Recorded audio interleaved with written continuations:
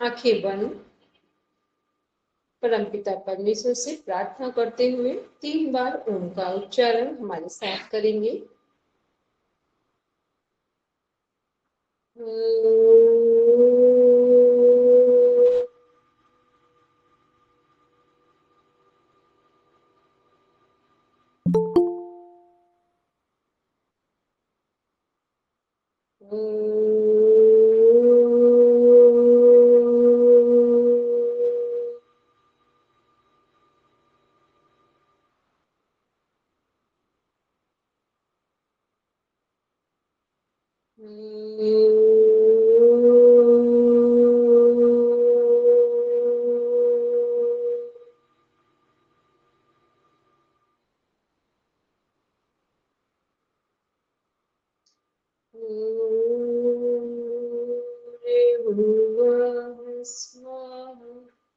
तत्सवितुर्वरेण्यं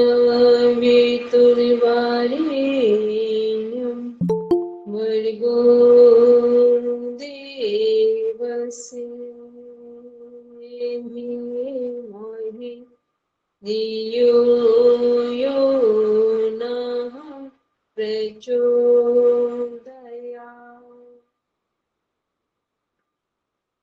सभी लोग मन ही मन संकल्प को दोहराएंगे। हम आजीवन यम और नियम का पालन करेंगे, पूरे विश्व में योग की पताका फहराएंगे। हमारे संकल्प बल दृढ़ता और निर्भयता से भरे हुए हैं, जिनके माध्यम से सकारात्मक दिशा में सब कुछ किया जाना संभव है। इन्हीं भावों के साथ दोनों हथेलियों को आपस में रब करते हुए धीरे से अपनी आंखों पर रखें। कोमलता के साथ, प्रसन्नता के साथ अपनी आंखें खोलेंगे। एक्चुअली यहाँ पर आज बहुत तेज आंधी और पानी आ गया था, जिसके कारण ट्रांसफार्मर जल गया, लाइट बहुत देर से चली गई। बहुत मुश्किल है, अभी बस इन्वर्टर की वजह से थोड़ा सा चार्ज हो गया सब चीज, ठीक है, इसलिए देर हो गई। चलिए पढ़ेंगे हम लोग। पेज नंबर देख रहे हैं हम लोग, 5th पेज नंबर में 4th नंबर की हेडिंग है सामाजिक स्वीकार्यता की मनोवैज्ञानिक दृष्टि से सामान्यता। पढ़ेंगे, जिनको भी हिंदी सही से पढ़नी आती वो पढ़ेंगे। मधु जी, शारदा जी, जिनको भी लगता है पढ़ सकते हैं, हिंदी पढ़ेंगे। सबके पास मेरी आवाज पहुंच रही है? दीक्षांत जिनकी आईडी आ रही है, आप पढ़िए, आप ही पढ़िए। आज सब लोग पढ़ेंगे, सबका हेजिटेशन दूर होगा। सामाजिक स्वतंत्रता की मनोवैज्ञानिक दृष्टि से समानताएं।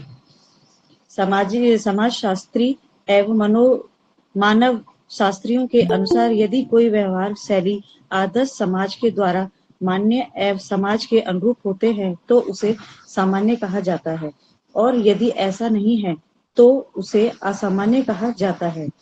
लिंटन के अनुसार सामान्य व्यवहार वही है जो सामाजिक प्रत्याशाओं के साथ मेल खाता है, परंतु यह जरूरी नहीं है कि यह समाज में सामान्य कही जाने वाली व्यवहार शैली आदर्श दूसरे समाज में भी सामान्य कही जाए। कुछ व्यवहार शैली आदर्शों को दूसरे समाज में असामान्य माना जा सकता है। नंबर 5, यह प्रक्रिया की मनोवैज्ञानिक दृष्टि से समानता। एरिकसन का व्यक्तित्व सिद्धांत इसी प्रकार आधारित है। इसके अनुसार शिशु अवस्था की सामान्य प्रक्रियाओं के प्रौढ़ अवस्था में असामान्य माना जाता है। इसी प्रकार युवा अवस्था की सामान्य क्रियाओं को वृद्ध अवस्था में असामान्य माना जाता है। इस प्रकार एक समय जो प्रक्रिया शिशु के लिए सामान्य है, वही प्रक्रिया प्रौढ़ अवस्था तथा युवा अवस्था में असामान्य हो जाती है। यदि शिशु वाले कार्य प्रौढ़ अवस्था में भी किए जाएंगे तो वह असामान्य कार्य समाज द्वारा बतलाए जाएंगे। इसी प्रकार पाश्चात्य मनोवैज्ञानिकों द्वारा मानसिक रूप से आरोग्यवता हेतु यह व्यक्ति सामान्य है जो रोगी नहीं है, औसत है। सामाजिक मानक मान्यता है और आदर्श परिपक्व एवं पूर्ण क्रियाशील व्यक्तित्व है। मानसिक स्वास्थ्य की पहचान उसके लक्षणों से करना उचित प्रतीत होने के से मनोवैज्ञानिकों के अनुसार मानसिक रूप से स्वस्थ व्यक्ति के कुछ प्रमुख लक्षण इस प्रकार से हैं। नंबर 1, आत्म मूल्यांकन। नंबर 2, आत्मनियंत्रण की भावना। नंबर 3, समायोजन की क्षमता। नंबर 4, सुरक्षा की क्षमता। नंबर 5, जीवन के प्रति यथार्थवादी दृष्टिकोण। बस रुके जी। इसमें हमने 5th नंबर देखना है कि एक प्रक्रिया की मनोवैज्ञानिक दृष्टि से सामान्यता, कि एक जो एरिक्सन मनोवैज्ञानिक है वो बता रहे हैं कि जो चीजें अच्छी भी हैं, मान लो कोई व्यवहार, बच्चे का व्यवहार बहुत अच्छा लगता है, अट्रैक्टिव लगता है, लेकिन यदि प्रौढ़ अवस्था में कोई बच्चे जैसा व्यवहार करे तो वो अच्छा नहीं मानते। जो प्रौढ़ावस्था में जो बिहेव लोग करते हैं, जो व्यवहार किया जाता है, वो यदि वृद्धावस्था में किया जाए तो वो अच्छा मिलेगा। मतलब जो चीजें अच्छी लगती हैं उनका भी एक समय होता है, कौन सी अवस्था में, कौन सी एज में वो चीजें की जाए तो अच्छी लगेंगी। तो कुछ व्यवहार बच्चों के ऊपर ही अच्छे लगते हैं, कुछ बड़ों के ऊपर और कुछ वृद्धों के ऊपर। एक तो ये हो गया मनोविज्ञान। फिर क्या है कि जो हमारा मानसिक स्वास्थ्य की पहचान, यदि कोई व्यक्ति मानसिक रूप से स्वस्थ है तो उसमें क्या क्या गुण होने चाहिए, तो जो एरिक्सन है वो बताते हैं, और भी मनोवैज्ञानिक है वो बोल रहे हैं कि सबसे पहले आत्ममूल्यांकन, ये होता है सेल्फ असेसमेंट। आत्ममूल्यांकन में सेल्फ असेसमेंट या सेल्फ इवेल्युएशन होता है। इसका मीन्स होता है कि जब तक व्यक्ति अपने आप को नहीं समझता, जब हमने स्टार्टिंग डे में जो क्लास ली थी बोला था कि पहले हम अपना सम्मान करना सीखें, अपने को प्यार करना सीखें, अपने को समझना सीखें, अपने को सुनना सीखें। ये सब क्या है, आत्म मूल्यांकन में आता है। इसके बिना आप चाहे जितना आप प्रोग्रेस कर लें, फिर भी आपकी प्रोग्रेस किसी न किसी डायमेंशन में इनकम्प्लीट ही मानी जाएगी। उसके बाद है आत्म नियंत्रण की भावना। हमें हमारे ऊपर नियंत्रण करना भी आना चाहिए कि कहाँ बोलना है, कहाँ चुप रहना है। परिस्थिति देख करके भी हमें कुछ सीखना होता है। कई बार चुप रहने से हमारे रिश्ते बन जाते हैं और कई बार बोलने से रिश्ते बन जाते हैं। तो ये क्या है, ये भी हमारे जीवन के लिए अत्यंत आवश्यक है, मानसिक स्वास्थ्य के लिए, जो हमारे पूरे ओवरऑल लाइफ को प्रभावित करता है। फिर है समायोजन की क्षमता।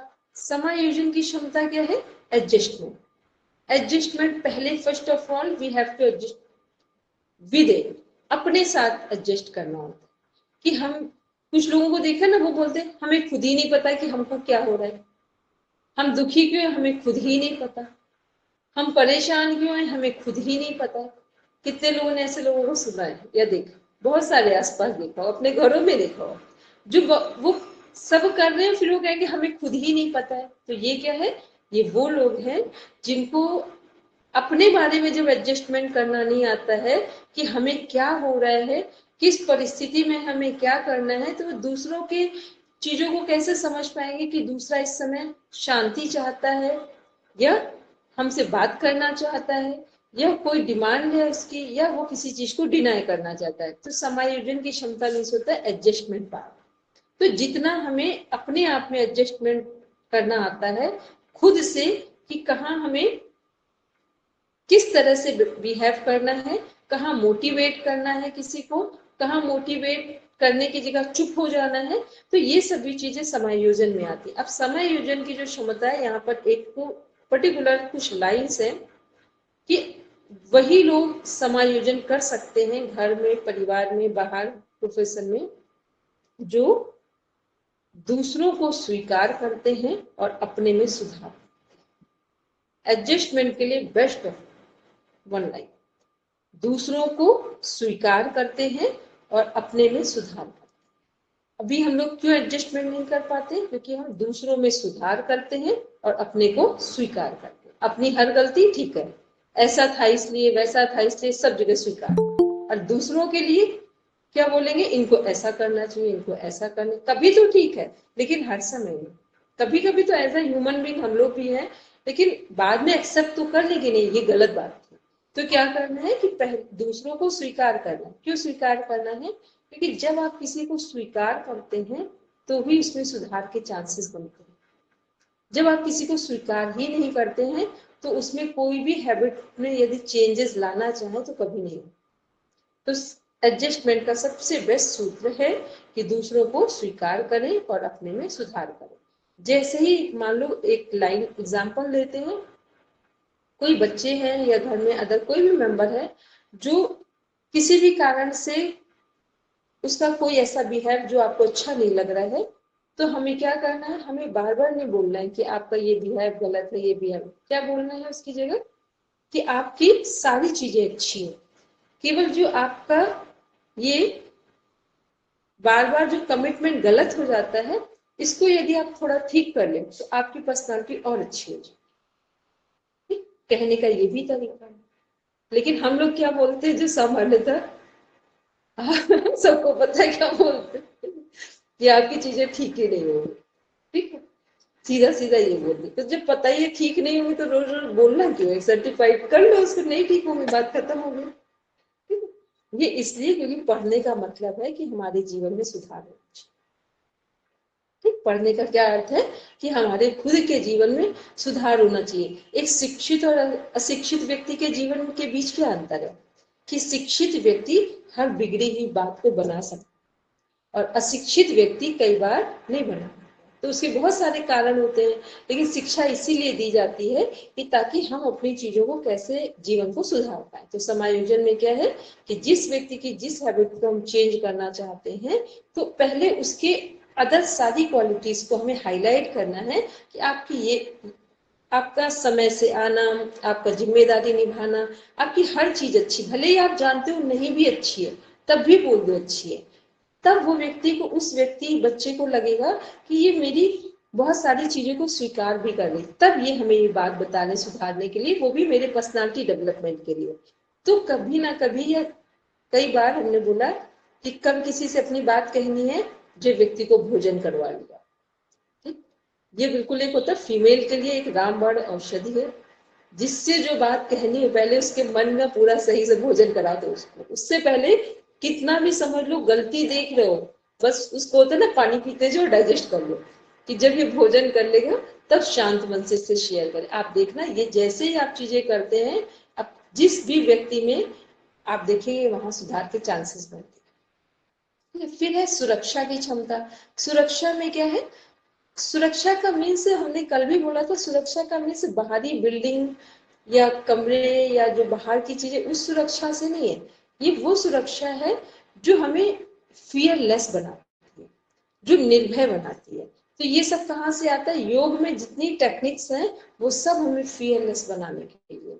कि कई बार लोग खुली जंगल में भी है तो वहां भयभीत नहीं है, कई बार सब सारी सेफ्टी के बीच में है, गार्ड लगे घर में, फिर भी भयभीत है। तो ये क्या है, सुरक्षा की क्षमता का मीन्स हो, ये क्या है कि हमें अपना जो फियर वाले जो पावर है उसको क्या करना है, किसी भी तरह से योग से कम करना है, भय को हटाना है और अपने आप को निर्भय बनाना है।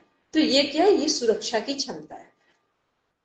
फिर है जीवन के प्रति यथार्थवादी दृष्टिकोण। इसका मीन्स हुआ रियल लाइफ, बोलते हैं ना रियलिटी ऑफ लाइफ, कि जीवन की यथार्थवादी दृष्टिकोण हो। कई बार होता है ना, कुछ लोग हवा में बातें कर रहे होते, हवा में बातें नहीं करना है। कई बार लोग शादी कर रहे होते, ये सबसे ज्यादा कहाँ प्रॉब्लम्स आती हैं, ये जो 5th लाइन है मैरिटल लाइफ में।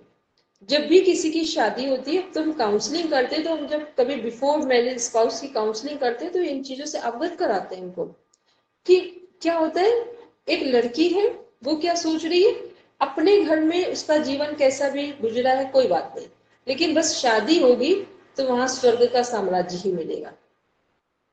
ठीक, एक लड़का क्या सोच रहा है, या इन लॉज क्या सोच रहे हैं, जहां शादी होगी जो लड़की आएगी बस अब वो आने का मतलब है पूरी दुनिया के सारे स्ट्रगल खत्म। ठीक, ऐसा बिल्कुल नहीं होता है, बल्कि रियलिटी तो ये है कि किसी की भी मैरिज होती है तो मेरा तो अपना मानना, इतने दिनों का एक अनुभव है कि व्यक्ति के 3 साल बहुत स्ट्रगलफुल है, 3 साल बहुत स्ट्रगलफुल होते हैं। यदि ये घर में पेरेंटिंग कर दी जाए अच्छी, कि बच्चों की, लड़के लड़कियों की, कि 3 साल तो हम जितनी सद्बुद्धि से अपने रिश्ते को बचा सकते हैं, सुधार सकते हैं, संभाल सकते हैं, वो पहले कर, चाहे वो लड़की हो और चाहे वो लड़का। 3 साल के बाद अगर 3 साल किसी व्यक्ति ने किसी भी तरह से, पेरेंट्स ने, लॉज ने, अपने बच्चे बहू को, लड़की के माता पिता ने, लड़के के माता पिता ने बहुत एक दूसरे को बार बार कहा कि नहीं, सब धैर्य रखो, ये चीजें इतने दिन बाद ठीक हो जाएंगी, तो वो 3 साल के बाद रिश्ते बन जाते हैं। और नहीं तो क्या होता है, शुरुआत में जब हम भी डिमांडिंग नेचर में है, सामने वाला भी डिमांडिंग नेचर में, तो बहुत डिमांड होती है, वो मार्केट नहीं है, यहाँ इमोशंस शेयर होते हैं। तो डिमांड मार्केट में पूरी होती है, घरों में डिमांड नहीं पूरी होती है। तो ये क्या है, जो जीवन के प्रति यथार्थवादी दृष्टिकोण, सबसे अधिक मैरिटल लाइफ इस समय पुअर होती चली जा रही है। ठीक, आप सोच रहे हैं हम बहुत एजुकेटेड हो रहे हैं, हम सोच रहे हैं बहुत दहेज दे रहे हैं, आपको लगता है कि एजुकेशन और दहेज से मैरिटल लाइफ को बचाया जा सकता है? कोई ऐसा कह सकता है कि बहुत एजुकेटेड हो या बहुत हम लोग डाउरी या दहेज दे दें तो केस बच जाएंगे, शादियां बच जाएंगी? नहीं। अब तो कितना भी आप दहेज दे दो, चाहे वो आईएएस, पीसीएस, डीएम कोई भी हो, पता ही नहीं चलता है कि 6 महीने 8 महीने कब हुए, कहाँ कहानी चली गई। तो ये क्या है, जब भी जीवन के प्रति यथार्थवादी दृष्टिकोण का मीन्स है कि मैरिटल लाइफ के स्टार्टिंग 3 इयर्स स्ट्रगलफुल होते हैं। यहाँ पर हमें अपनी समझ से अपने रिश्तों को बचाना है और संभालना है, उसके बाद ऑटोमेटिक चीजें नॉर्मल हो जाएंगी। क्योंकि दो लोग, एक नए नए लोग मिल रहे हैं अपने घरों में, जहां हम जन्म लेते हैं वहां तो हम लोग 24 घंटे नॉर्मल रह नहीं पाते हैं, वहां पे ऊपर नीचे होते हैं। तो हम दूसरी जगह जाकर कैसे सोचेंगे कि वहां सब कुछ ओके मिलेगा? हो भी वो लोग ओके, तो भी नेचर वाइज ओके नहीं हो सकते। तो ये क्या है, जीवन के प्रति यथार्थवादी दृष्टिकोण। दूसरा, जब भी, क्योंकि यथार्थवादी दृष्टिकोण में मैरिटल लाइफ कनेक्ट हो रही है, जब भी लड़के और लड़की के लिए रिश्ता देखें तो हमेशा देखें कि लड़के के प्रति कितनी लड़के के अंदर विनम्रता है और जिम्मेदारी है। क्योंकि कुछ ऐसे गुण देखकर आप रिश्ता करें ताकि जिससे आपका जीवन चले। किसी की सुंदरता, किसी के पैसे, किसी की पोस्ट से आज तक कोई रिश्ता नहीं चला। बस बाहर बाहर लगता है, रिश्ते नहीं चलते। रिश्ते में जब लड़के की तरफ से विनम्रता होती है और जिम्मेदारी का भाव लड़कों के अंदर होता है तो रिश्ते चल जाते। लड़की की तरफ से क्या हो, जबरदस्त पेशेंस हो। ये देखकर जब रिश्ते करेंगे आप जाकर तो आप सफल हो जाएंगे।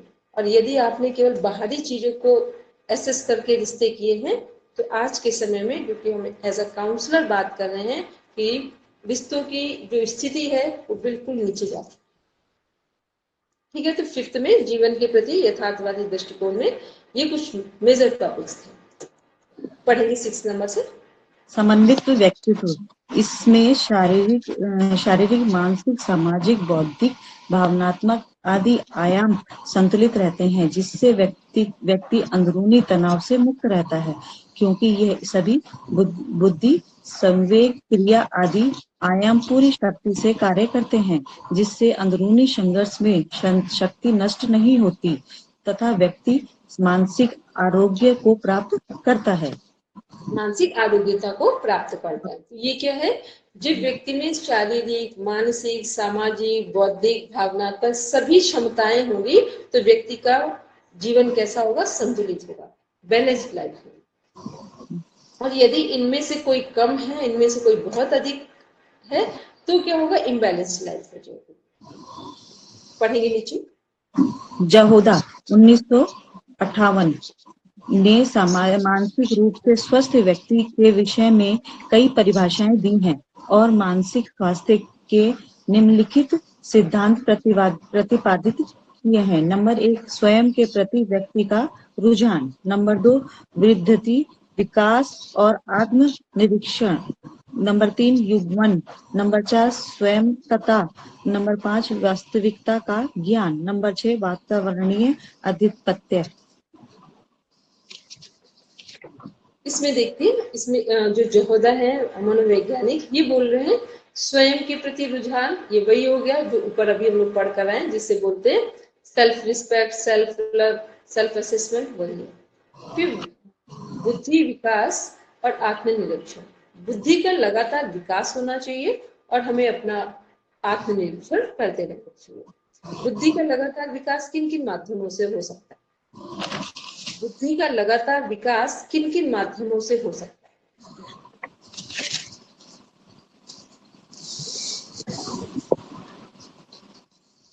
बोलेंगे अपना लोग जो भी जिसको समझ में आना बोलेंगे, किस किन माध्यमों से हो सकता पढ़ने से और शिक्षा लेने से, अच्छी शिक्षा से, अच्छा वातावरण से, योग से, फैमिली बैकग्राउंड से। बुद्धि का विकास हमेशा तब सही होता है जब हमने जो सीखा है उसको प्रैक्टिकल अप्लाई करते हैं।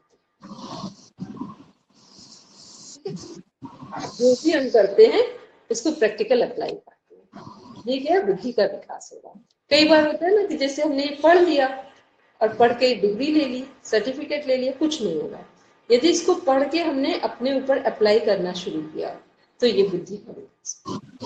कोई भी चीज हम जीवन में सीखें, यदि अपने जीवन में उसे अप्लाई कर ले तो बुद्धि का विकास, ठीक।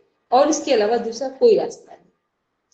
फिर है आत्मनिरीक्षण। आत्मनिरीक्षण का मीन्स क्या हुआ कि बीच बीच में हमें अपना आत्मनिरीक्षण भी करना चाहिए कि हमारे अंदर क्या गलतियां हैं, कहाँ हमें सुधार की आवश्यकता है और कहाँ हमें अपने आप को इम्प्रूव करने की आवश्यकता है। इम्प्रूव का मतलब दो तरह से, एक तो सुधार में इम्प्रूवमेंट करना है, दूसरा जो मेरी अच्छी क्वालिटीज हैं उनको कैसे और आगे ले जाना है। तो ये क्या है, आत्मनिरीक्षण।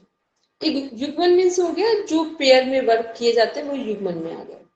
फिर स्वायत्तता क्या है, फ्रीडम है एक तरह की। लेकिन कई बार हम लोग फ्रीडम किसको समझते हैं, बहुत सारे लोग बोलते हैं ना, मेल फीमेल, फीमेल को अक्सर ये चीज होती है कि हमको फ्रीडम नहीं है। फ्रीडम का मतलब ये नहीं है कि आप रात 12 बजे आए, कि रात 2 बजे आए, कि बाहर आए, कि आप कुछ भी खाएं, कुछ भी पिए, किसी के साथ भी जाए, ये फ्रीडम नहीं होती है। फ्रीडम का मीन्स है कि हमारा जीवन लगातार विकास की ओर बढ़े और एक मॉरलिटी के साथ बढ़े, हमारी फैमिली भी अच्छी हो, हमारा स्वास्थ्य भी अच्छा हो, हमारे बच्चे भी अच्छे हों, हम जिस प्रोफेशन में हो वहां पर उस प्रोफेशन में हर दिन कुछ नया इम्प्रूवमेंट दिखाई दे रहा हो, ये है स्वतंत्रता, ठीक है, इसका नाम स्वतंत्रता है।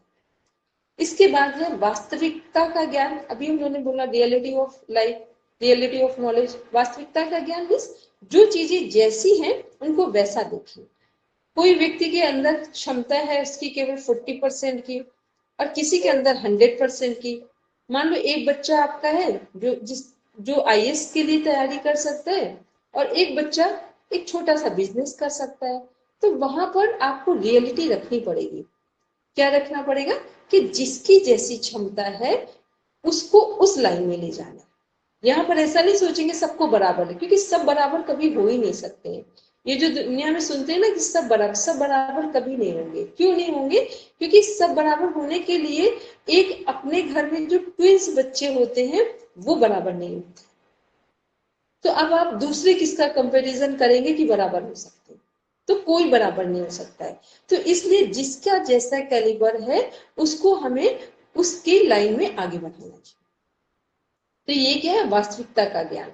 और हम दूसरी चीज क्या है कि हम जहां पर हैं, मान लो हमारे पास क्या कैलिबर है, हम टीचिंग कर सकते हैं और हम टीचिंग से बोले हम आईएएस बन जाए, आईएएस बन सकते हैं, लेकिन देख लो क्या मेरी इतनी क्षमता है आईएएस बनने की। यदि क्षमता आपके पास 50% भी हो तो भी आप बढ़ जाओगे, लेकिन आपको लगता हो कि मेरे पास 10% भी क्षमता नहीं है तो फिर नहीं करेंगे। हर काम अपनी क्षमता के अनुसार, अपने पोटेंशियल के अनुसार करें। और अपना पोटेंशियल आपको पता है, बाटा कंपनी पूरे वर्ल्ड में आ गई। बाटा कंपनी का जो हिस्ट्री है वो लोग मोची का काम करते थे, ठीक है।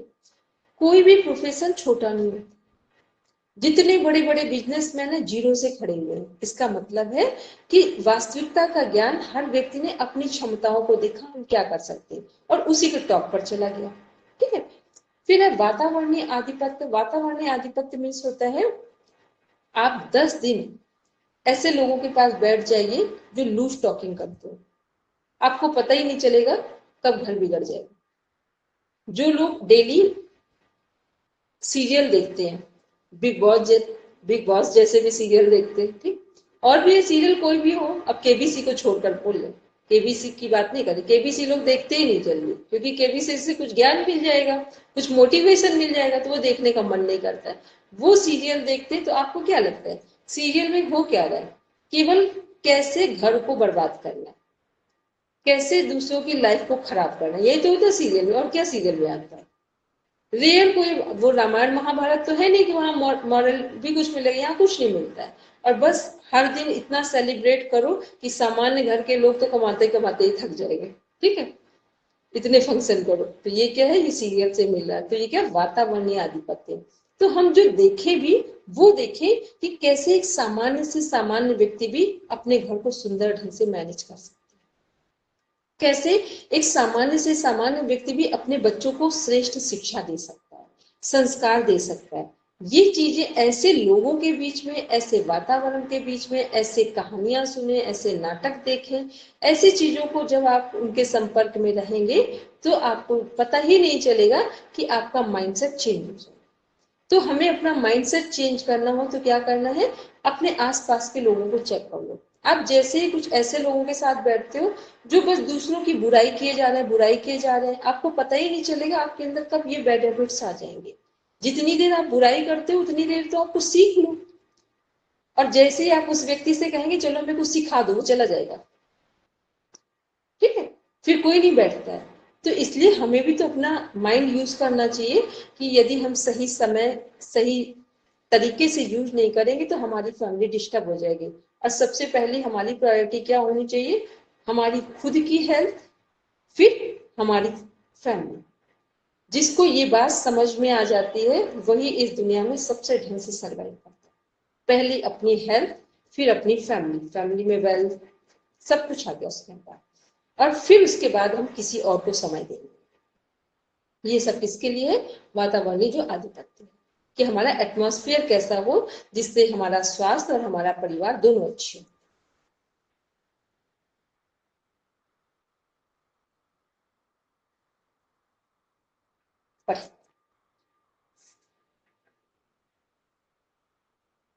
अनम्यूट करेंगे कुछ माइक।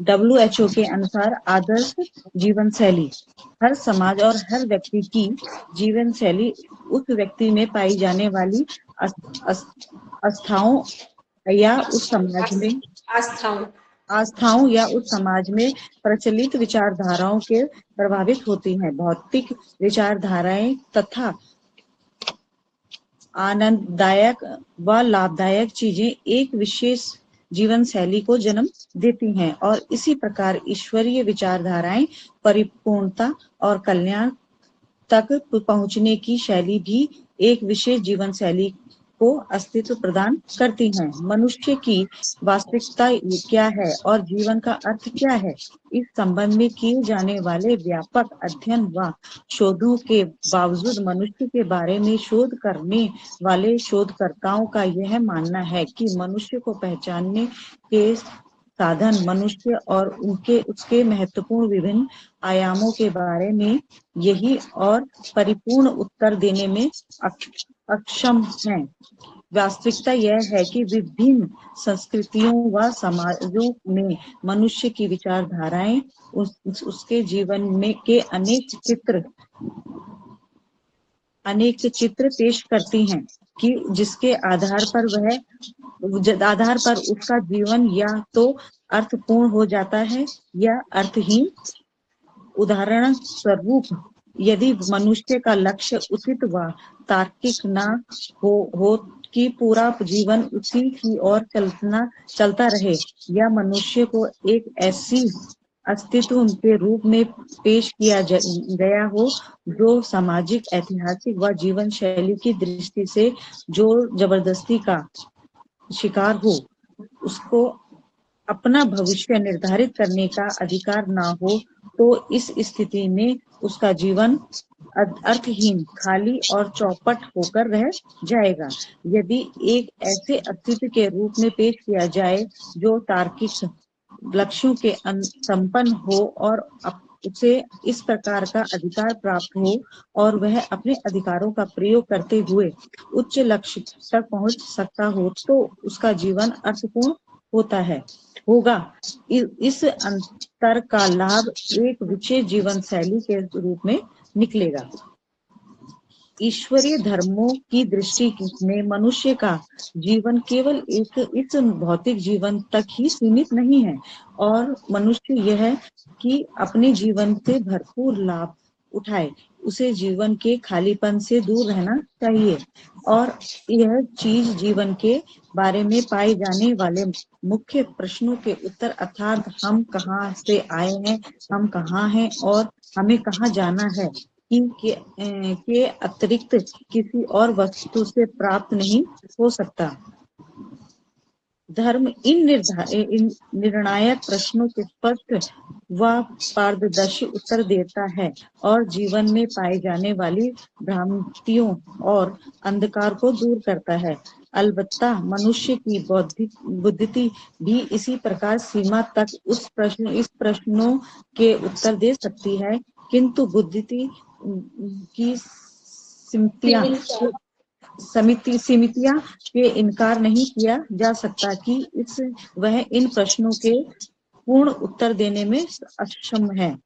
इस संबंध में धार्मिक शिक्षाएं मनुष्य की स्वतंत्रता, उसके अधिकार के क्षेत्रों और उसके लक्ष्य को स्पष्ट रूप से रेखांकित करती हैं, और इस प्रकार और हम व्यक्ति धर्म की छत्र छाया में अपने जीवन के अर्थ को सरलता से पा सकता है।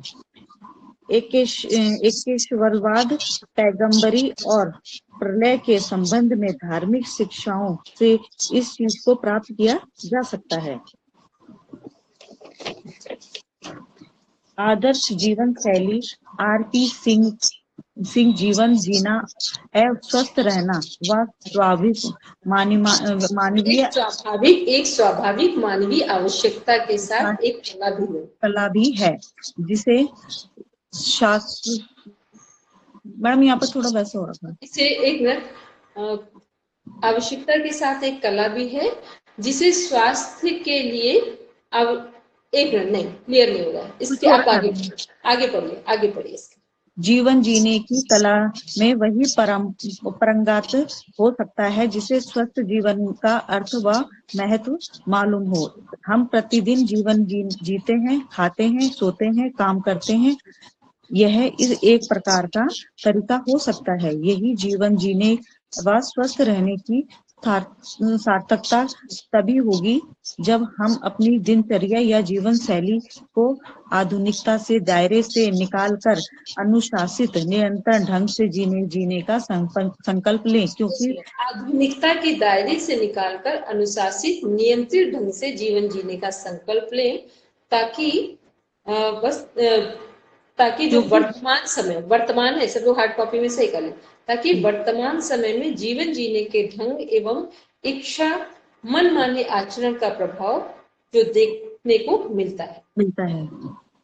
भगवान श्री कृष्ण ने गीता में कहा है कि यह शास्त्र विधि, मैडम आप इसे पढ़िए, इसको हम पढ़ते, ठीक है। यह शास्त्र विधि मत सज्जे वर्तते काम कारतः न सा सिद्धि माप्नोति न सुखम न पराम गतिम तस्मात् शास्त्रम प्रमाणन्ते कार्य व्यवस्थितो ज्ञात्वा शास्त्र विधा मुक्तम कर्म कुतु निहार हस्त।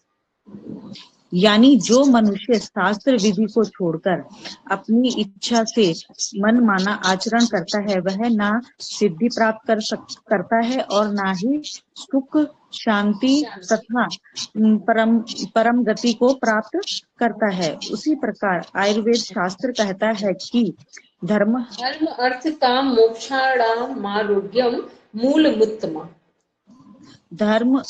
धर्म अर्थ काम और मोक्ष प्राप्ति के श्रेष्ठ मूल कारण शरीर का निरोग होना ही है। ईश्वरीय नियम पालन से ही शरीर निरोग रह सकता है। महर्षि चरक के आयुर्वेदीय जीवन सिद्धांत में आयु के साथ हित एवं अहित तथा सुख और दुख, इन दोनों स्थितियों को देखा गया है। इसमें हित एवं सुख आयु को प्राय स्वस्थ जीवन होता है तथा अहित एवं दुख आयु का प्राय रोगग्रस्त जीवन होता है। इनमें हित एवं सुख आयु का पर्याय पर्याय का मतलब होता है ना इसका दूसरा नाम पर्यायवाची। पर्याय अच्छा। स्वस्थ जीवन होता है तथा अहित एवं दुख आयु का पर्याय रोगग्रस्त जीवन होता है। इस दृष्टि से आयुर्वेद विज्ञान में चिकित्सा के दो उद्देश्य स्पष्ट किए गए हैं। नंबर 1, स्वास्थ्य की ऊर्जा वृद्धि करके दीर्घ जीवन। नंबर 2, जीवन के रोगी के रोग व शमन करके प्रकृति स्थापना द्वारा दीर्घ जीवन देखो काल आयुर्वेद के सिद्धांत क्या है? आयुर्वेद का जो सिद्धांत है दो चीजों पर काम करता है, दो जो हमारे वाक्य हैं उन पे काम करता है या दो सिद्धांतों पर काम करता है। पहला है स्वास्थ्य की ऊर्जा वृद्धि करके दीर्घ, जो स्वस्थ व्यक्ति है उसके जीवन में ऊर्जा वृद्धि करके उसके जीवन को लंबी आयु देना, दीर्घ जीवन बनाना। फिर दूसरा क्या है? रोगी के रोग शमन करके, जो रोगी है उस व्यक्ति का रोग शमन करके दूर करके उसे प्रकृति के द्वारा दीर्घ जीवन देना। एक होता है ना स्वस्थ व्यक्ति के स्वास्थ्य की रक्षा करना और रोगी व्यक्ति के रोग को दूर करके स्वस्थ बनाना। ठीक है, ये क्या है? आयुर्वेद के सिद्धांत है। आगे पढ़ेंगे। काल, अर्थ और कर्म व्याधियों के सर्वव्यापक कारण माने गए हैं। इनसे बचने के लिए आयुर्वेदियों ने स्वस्थ वृत्त के विधान का उद्देश्य किया है। स्वास्थ्य एवं आदर्श दिनचर्या हेतु तथा विकारों की उत्पत्ति का प्रतिबंधन करने के लिए चरक संहिताकार ने सूत्र स्थान 5 के नित्य प्रयोजनीय विषय निम्न प्रकार से वर्णित किए हैं। आहार विहार समवृत्ति आदर्श जीवन शैली के सूत्र स्वस्थ व निरोग रहने के लिए मनुष्य को सर्वप्रथम अपनी दिनचर्या को सुधारना होगा। ऋतुओं के अनुसार आचरण करते हुए जीवन व्यतीत करने में निरोगी स्वस्थ व सुंदर जीवन की प्राप्ति हेतु ब्रह्म मुहूर्त से रात्रि शयन तक ईश्वरीय एवं प्राकृतिक नियमानुसार जीवन शैली को सुधार कर एवं अपनाकर ही आदर्श प्राकृतिक जीवन शैली आदर्श प्राकृतिक जीवन शैली व्यतीत की जा सकती है। आयुक्त नित्य क्रिया उपयुक्त नित्य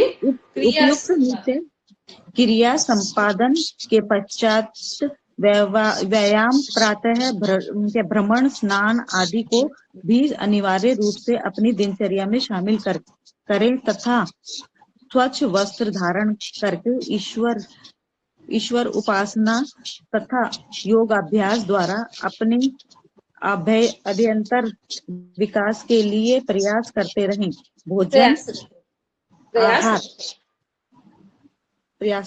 भोजन आहार प्रत्येक मनुष्य का आहार अपने देश काल आयु प्रकृति कार्य के अनुसार भिन्न भिन्न होता है।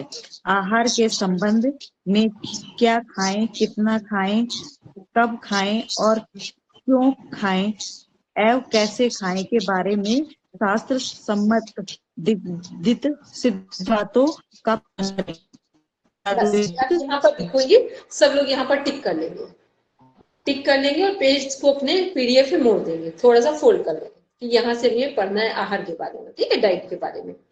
अब हम लोग इसको पूरा जब मंडे को पूरा रिवाइज करेंगे कि हमारा आहार विहार कैसा होना चाहिए, रात्रिचर्या ऋतुचर्या कैसी हो, दिनचर्या कैसी हो, भोजन कैसा ले, इन सब के बारे में हम लोग डिस्कस करेंगे। ठीक है, चलिए आज हम लोग शांति पाठ करते बैठते हैं और सभी लोग जो पढ़ चुके हैं उसका रिविजन कर ले।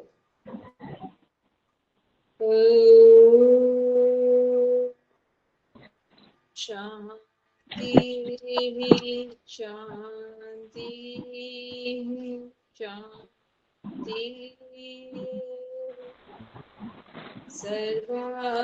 सर्वारिष्ठसु शांतिर्भवतु। Now rub your palms. Close your eyes.